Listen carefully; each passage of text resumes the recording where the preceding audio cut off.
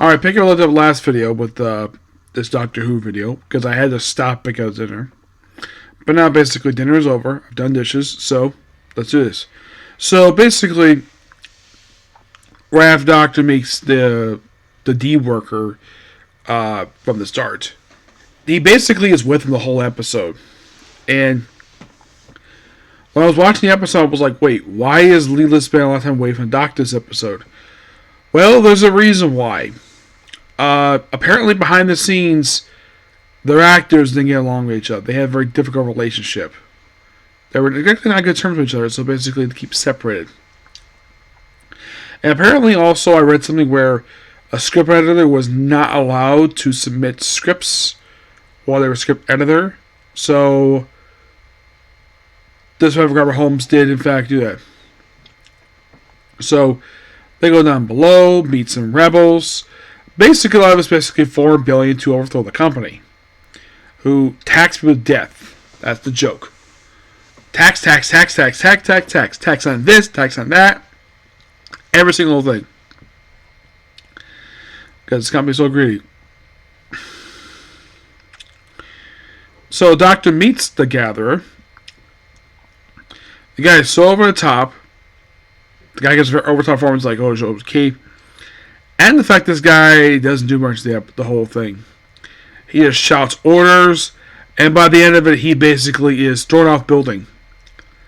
Yeah, the workers rebelled. Yeah, they picked him up and they threw him off a 10-story building, killing him. Because yeah, thinking, oh, let's put our detention center below where we work. One point, Doctor's given basically a stolen card to get something, and he is not going to be this gas. When he wakes up, he's put into a straitjacket.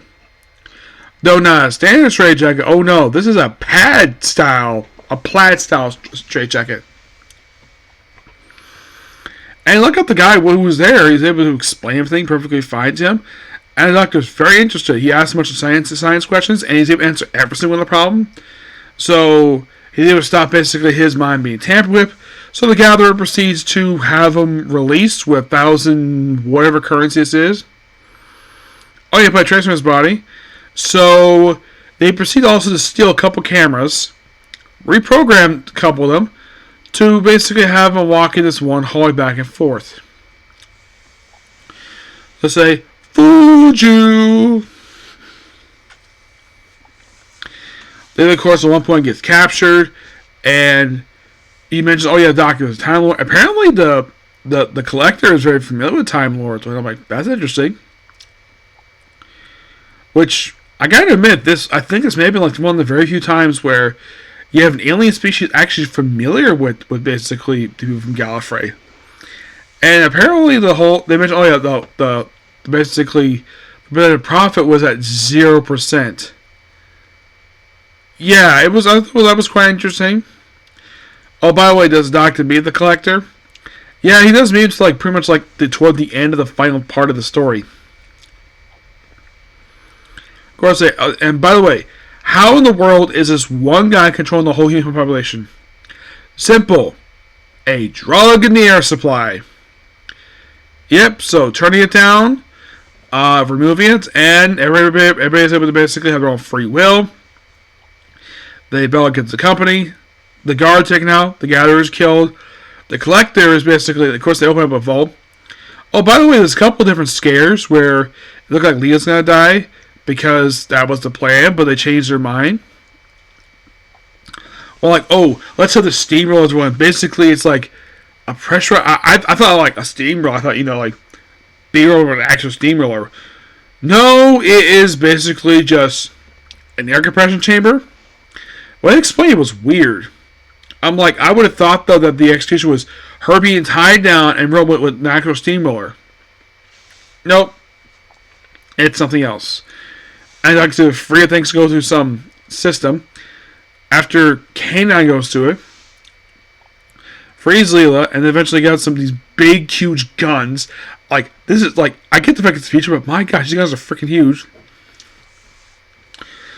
So Collector was defeated by adding a 2% growth in his budget, and apparently his people are, he's an alien fungus. And he leave the chair because basically he has to keep his human form. So he's going to go inside of this tiny toilet.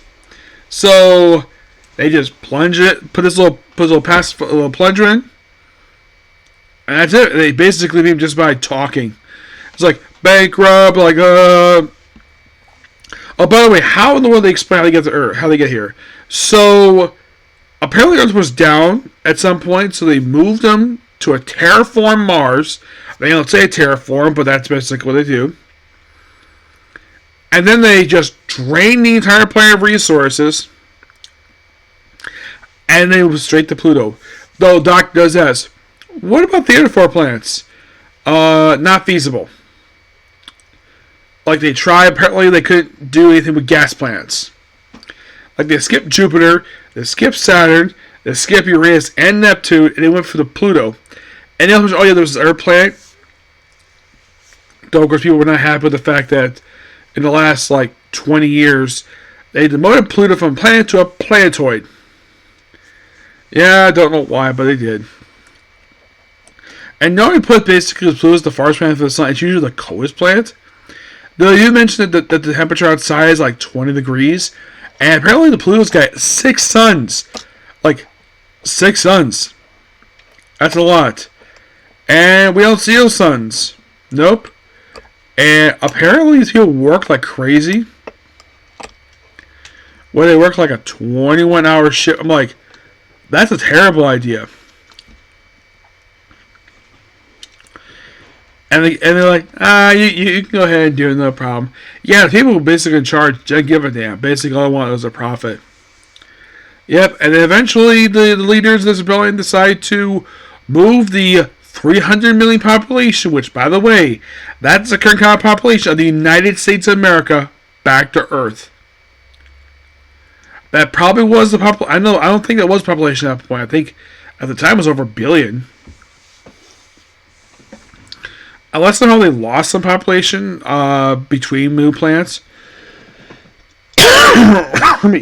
Then pretty much basically they just decided to do it for some reason. I'm not sure why. But pretty interesting one. Though we have only one more Lena story left, and then we're done with her for Doctor Who. And it's also going to be the final story for the 50th season of the cover. So, next is the Comic Corner. And I keep checking to see about this new episode of Demon Lord Retry.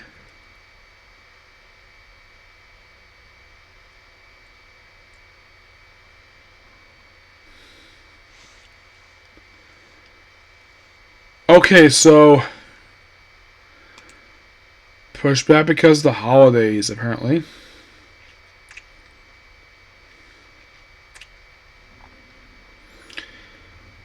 I'm like, this one episode is pushed back because of the holidays.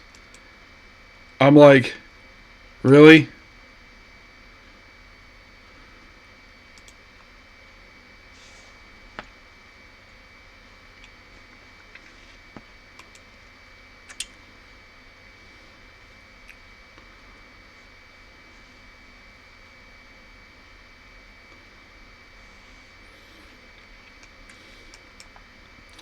So yeah, it looks like basically after my Comic Corner, I am going to do Case Closed. Just to get it out of the way. And after that, it's just Blue Exorcist and Bleach. And that's it. And tomorrow, we have one anime. And that's Fairy Tail. Yep. But we're ringing a give Sunmakers. By the way, the title because but before I get ready, the title is a lie. They don't make suns.